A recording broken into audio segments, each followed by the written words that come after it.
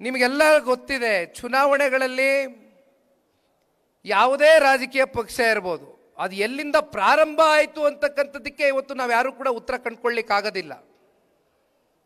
ಒಂದು ದಿನದ ಆಮಿಷಕ್ಕೆ ಬಲಿಯಾಗಿ ಆ 5 ವರ್ಷಗಳ ಕಾಲ ಈ ಪ್ರಜಾಪ್ರಭುತ್ವದ ವ್ಯವಸ್ಥೆಯಲ್ಲಿ ನಿಮಗೆ ಚುನಾವಣೆಯಲ್ಲಿ ಇರ್ತಕ್ಕಂಥ ಹಕ್ಕನ್ನ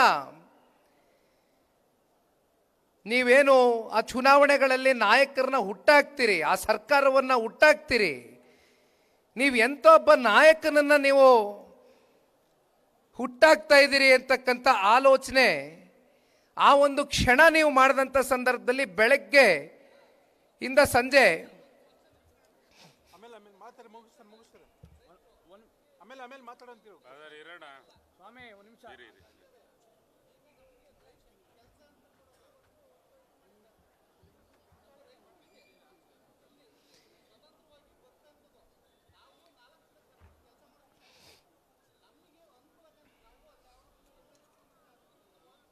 ಇಲ್ಲಿ ನಮ್ಮ ರೈತರ ಬಗ್ಗೆ ನಿಮ್ಮ ಬಗ್ಗೆನೇ ಮಾತಾಡ್ತೀನಿ ಅಣ್ಣ.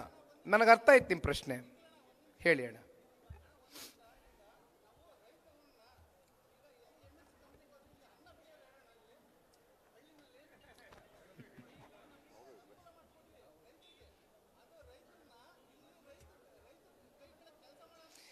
ಇಲ್ಲ, ಅವ್ರು ಹೇಳ್ತಾ ಇರೋ ಪ್ರಶ್ನೆ ನನಗೆ ಅರ್ಥ ಆಯ್ತು. ಭಾಳ ಒಳ್ಳೆ ಪ್ರಶ್ನೆನೇ ಕೇಳಿದ್ಯಣ್ಣ, ಉತ್ತರ ಕೊಡ್ತೀನಿ ಅಣ್ಣ. ನನಗೆಲ್ಲ ಅರ್ಥ ಆಗೋಯ್ತು, ನಿನ್ನ ಪ್ರಶ್ನೆ ಅರ್ಥ ಆಯ್ತು, ಬರ್ತೀನಿ ನಿನ್ನ ಪಾಯಿಂಟ್ಗೆ.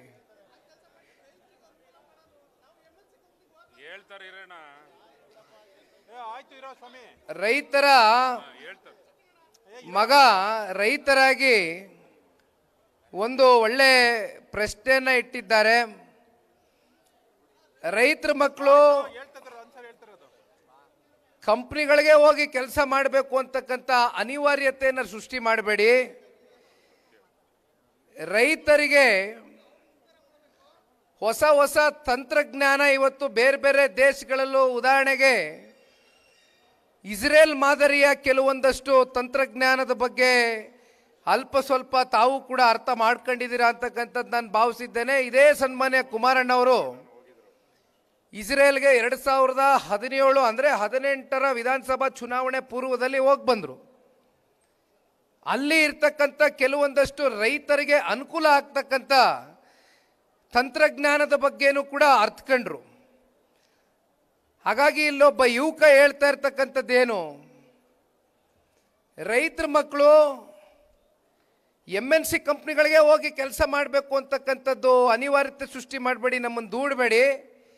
ರೈತರ ಮಕ್ಕಳು ರೈತರಾಗೆ ಉಳಿತಕ್ಕಂಥದ್ದಕ್ಕೆ, ರೈತರಾಗಿ ಉಳಿಬೇಕು ಅಂತಕ್ಕಂಥದ್ದಾದರೆ ಅದಕ್ಕೆ ಪೂರಕವಾದಂಥ ಯೋಜನೆಗಳು, ಸಹಕಾರ, ಹೊಸ ಹೊಸ ತಂತ್ರಜ್ಞಾನವನ್ನು ನಮ್ಮ ರಾಜ್ಯಕ್ಕೆ ತಗೊಂಡು ಬರ್ತಕ್ಕಂಥ ನಿಟ್ಟಿನಲ್ಲಿ ತಾವೆಲ್ಲರೂ ಆಲೋಚನೆ ಮಾಡಿ, ಇವತ್ತಿನ ಯುವ ಸಮುದಾಯ, ನೀವು ರೈತ ಕುಟುಂಬಕ್ಕೆ ಸೇರಿರ್ತಕ್ಕಂಥ ಒಬ್ಬ ಯುವಕ ಅಂತಕ್ಕಂಥ ಹಿನ್ನೆಲೆಯಲ್ಲಿ ನಾನು ಈ ಮಾತನ್ನು ಹೇಳ್ತಾ ಇದ್ದೀನಿ ಅಂತ ಒಬ್ಬ ಯುವಕ ನನಗೆ ಹೇಳಿರ್ತಕ್ಕಂಥದ್ದು 100ಕ್ಕೆ 100 ನಿನ್ನ ಮಾತನ್ನು ಒಪ್ಕೊಳ್ತೇನಣ್ಣ, ಸತ್ಯವಾದಂಥ ಮಾತು. ಯಾಕೆಂದರೆ ಎಲ್ಲೋ ಒಂದು ಕಡೆ ರೈತರ ಮಕ್ಕಳಲ್ಲಿ ಒಂದು ಭಯ ಇದೆ.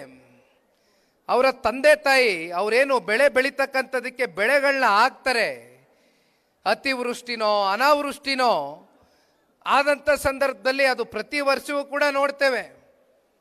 ಇತ್ತೀಚೆಗೆ ಅಲ್ಲಿ ನಮ್ಮ ಬೀದರ್ಗೆ ಹೋಗಿದ್ದೆ, ರಾಯಚೂರಿಗೆ ಹೋಗಿದ್ದೆ, ಕಲಬುರಗಿಗೆ ಹೋಗಿದ್ದೆ, ಯಾದಗಿರಿಗೆ ಹೋಗಿದ್ದೆ. ಅತಿವೃಷ್ಟಿ ಆಯಿತು, ರೈತರು ಹಾಕಿದಂಥ ಬೆಳೆ ಸಂಪೂರ್ಣವಾಗಿ ನಾಶ ಆಗಿತ್ತು, ಸಂಪೂರ್ಣವಾಗಿ ನಾಶ ಆಗಿತ್ತು. ಯಾಕೆಂದರೆ ಪ್ರಕೃತಿ ಅಂತಕ್ಕಂಥದ್ದು ಅದು ನಮ್ಮ ಕೈನಲ್ಲಿಲ್ಲ, ಅದು ಆ ಭಗವಂತನ ಆಟ. ಇಷ್ಟು ಪರೀಕ್ಷೆಗಳ ಮಧ್ಯನೂ ಕೂಡ ಒಬ್ಬ ರೈತ ಮತ್ತೆ ಅವನಿಗೆ ಬೇರೆ ಇನ್ಯಾವುದೇ ವ್ಯವಹಾರಗಳಾಗಲಿ, ವಹಿವಾಟುಗಳಾಗಲಿ ಇನ್ನೇನು ಆ ರೈತನಿಗೆ ಗೊತ್ತಿಲ್ಲ. ಆ ರೈತನಿಗೆ ಗೊತ್ತಿರೋದೇನು, ಭೂಮಿ ತಾಯಿನ ನಂಬ್ಕೊಂಡಿರ್ತಾನೆ.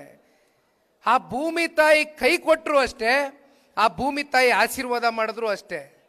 ರೈತರು ಮತ್ತೆ ಅದೇನು ಬೆಳೆ ನಾಶ ಆಗದೆ ಮತ್ತೆ ಮುಂದಿನ ಬೆಳೆ ಬಗ್ಗೆ ಅವನು ಆಲೋಚನೆ ಮಾಡ್ತಾ ಇರ್ತಾನೆ. ಹಾಗಾಗಿ ಅಂಥ ರೈತರ ಜೀವನವನ್ನು ಹಸಿನಗೊಳಿಸ್ತಕ್ಕಂಥದ್ದಕ್ಕೆ, ಅವರಲ್ಲಿ ಆತ್ಮವಿಶ್ವಾಸವನ್ನು ತುಂಬಿಸ್ತಕ್ಕಂಥದ್ದಕ್ಕೆ ಒಂದಷ್ಟು ಕಾರ್ಯಕ್ರಮಗಳನ್ನ ರೂಪಿಸಿ ಅಂತಕ್ಕಂಥದ್ದು ಇಲ್ಲಿರ್ತಕ್ಕಂಥ ಒಬ್ಬ ಯುವಕ ಏನು ಹೇಳಿದ್ದಾರೆ, 100ಕ್ಕೆ 100 ನೀನು ಹೇಳ್ತಕ್ಕಂಥ ಮಾತು ಸತ್ಯಕರಣ. ಇವತ್ತು ನಾನೊಂದು ಮಾತನ್ನು ಹೇಳ್ತೇನೆ, ಯಾಕೆಂದರೆ ಇಲ್ಲಿ ಬರ್ತಾ ಹೆಣ್ಮಗಳು ಆ್ಯಂಕರಿಂಗ್ ಮಾಡಬೇಕಾದ್ರೆ ನನ್ನ ಚಿತ್ರರಂಗದಲ್ಲಿ ನಟಿಸಿರ್ತಕ್ಕಂಥ ಒಬ್ಬರು ನಟರು ಅಂತಕ್ಕಂಥದ್ದನ್ನು ಕೂಡ ಹೇಳ್ತಾ ನನ್ನನ್ನು ಈ ವೇದಿಕೆ ಮೇಲೆ ಬರಮಾಡ್ಕೊಂಡ್ರು. ಆದರೆ ಒಂದು ನಾನು ಇಲ್ಲಿ ಈ ಸಂದರ್ಭದಲ್ಲಿ ಹೇಳಬೇಕಾಗ್ತದೆ, ನಾನು ನನ್ನ ವೃತ್ತಿ ಜೀವನವನ್ನು ಕಂಡುಕೊಂಡಿದ್ದೆ. ಚಿತ್ರರಂಗದಲ್ಲಿ ಇದ್ದಿದ್ರು ಕೂಡ ಇವತ್ತು ಭಾಳ ಜನ ಹೇಳ್ತಾರೆ ನೀವು ಇನ್ನೂ ಅನೇಕ ಚಿತ್ರಗಳು ಮಾಡ್ಬೋದಾಗಿತ್ತು, ಇವತ್ತಿಗೂ ಮಾಡಬೇಕು ಅಂತಕ್ಕಂಥದ್ದು. ಆದರೆ ಇವತ್ತು ಯಾತಕ್ಕೋಸ್ಕರ ರಾಜಕಾರಣದತ್ತ ನಾನು ಮುಖವನ್ನು ಮಾಡಿದ್ದೇನೆ ಅಂದರೆ, ಎಲ್ಲೋ ಒಂದು ಕಡೆ ಇದು ಕೇವಲ ಜನತಾದಳ ಪಕ್ಷದ ಕಾರ್ಯಕರ್ತರುಗಳ ನಿರೀಕ್ಷೆ ಅಥವಾ ಜವಾಬ್ದಾರಿ ಅಥವಾ ಭರವಸೆ ಅಂತಕ್ಕಂಥ ಮಾತಲ್ಲ. ಎಲ್ಲೋ ಒಂದು ಕಡೆ ನನಗೆ ನಾನು ಕೂತ್ಕೊಂಡು ಪ್ರಶ್ನೆ ಮಾಡಿದಂಥ ಸಂದರ್ಭದಲ್ಲಿ ಇವತ್ತು ನಾನು ಬರ್ತಕ್ಕಂಥ ಹಿನ್ನೆಲೆ, ನಾನು ನೋಡಿರ್ತಕ್ಕಂಥ ವಾತಾವರಣ, ನಮ್ಮ ತಂದೆಯವರು ಮುಖ್ಯಮಂತ್ರಿಗಳಾಗಿ 2 ಬಾರಿ ಅತ್ಯಂತ ಅಲ್ಪ ಅವಧಿಯಲ್ಲಿ ಯಾವ ರೀತಿ ಜನರ ಜೊತೆ ಹತ್ತಿರವಾಗಿ, ಯಾಕಂದರೆ ನಾನು ಅನೇಕ ಸಂದರ್ಭದಲ್ಲಿ ಹೇಳಿದ್ದೇನೆ, ಒಬ್ಬ ರಾಜಕಾರಣಿಗೆ